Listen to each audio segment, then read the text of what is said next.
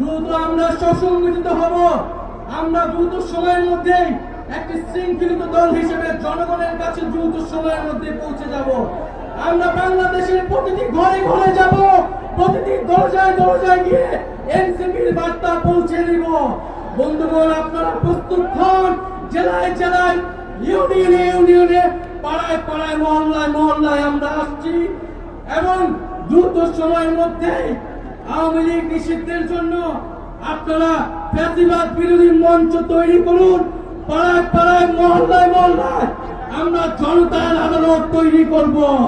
যদি এই সরকার বিচার নিশ্চিত করতে ব্যর্থ হয়, তবে আমরা বসে থাকবো না।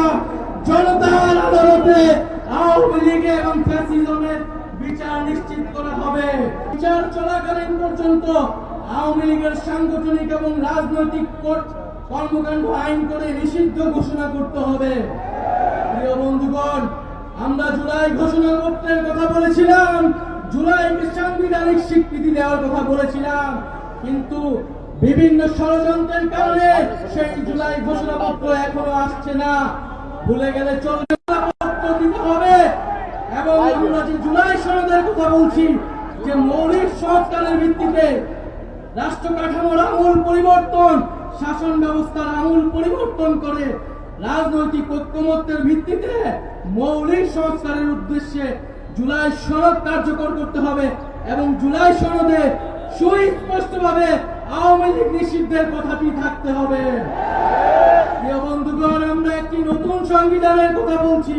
সেই নতুন সংবিধানের জন্য আগামী নির্বাচন, আইনসভা এবং গণপরিষদ নির্বাচন একত্রে অনুষ্ঠিত করতে হবে এবং দ্রুত সময়ের মধ্যে শহীদ পরিবার এবং আহত যোদ্ধাদের দায়িত্ব নিতে হবে রাষ্ট্র এবং সরকারকে, এবং তাদের মানবিক মর্যাদা, নাগরিক মর্যাদা নিশ্চিত করতে হবে। প্রিয় বন্ধুগণ, জাতীয় নাগরিক পার্টি এনসিপি নতুন বাংলাদেশ বিনির্মাণে, নতুন বন্দোবস্ত বিনির্মাণে সংগঠিত হয়েছে। আমরা জানি আমাদের হাতে সময় অল্প, কিন্তু আমাদের দায়িত্ব অনেক। সেই জাতি আমাদের উপর 5ই আগস্ট আস্থা রেখেছিল। আমরা বিশ্বাস করি আগামীতে এনসিপির উপরই জনগণ তাকিয়ে আছে, সেই আস্থা রাখছে। বন্ধুগণ,